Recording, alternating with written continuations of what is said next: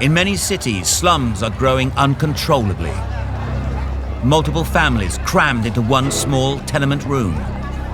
Human waste pours into the streets, alleys, and open courtyards. People were crowded in. There were windowless tenements. Sometimes you had no internal plumbing, just privies in the basement, in the backyard. And the Lower East Side during these years was the single most crowded place in the entire world. Jacob Riis, Danish immigrant, crime reporter, photographer.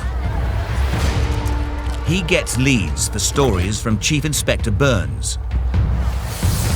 Now he's about to expose the hell of tenements.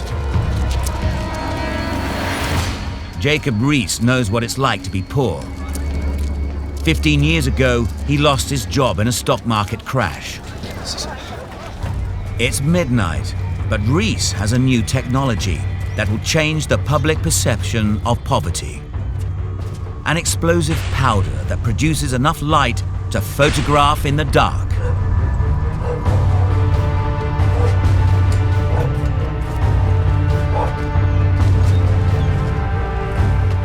This is one of the first ever photographs of slum life.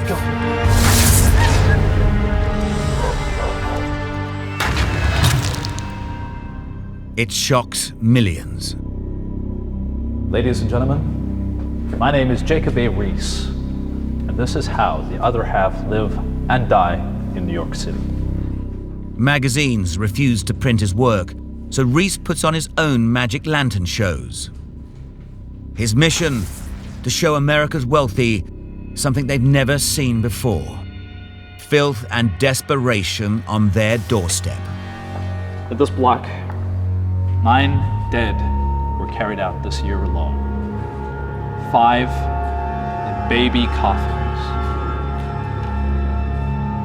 What he demonstrated was that there is another reality, that all that prosperity didn't trickle down all the way to the bottom, and there was some deplorable living conditions, and this country was not just forced to confront those conditions, but then was moved to begin to deal with them.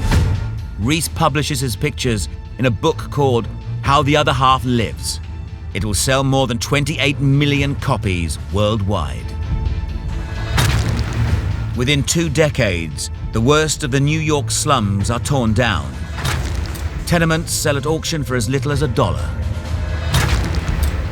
Riis's campaigning forces all New York schools to build playgrounds and landlords to install toilets inside apartments, not outside. It is the first step in tackling the slums.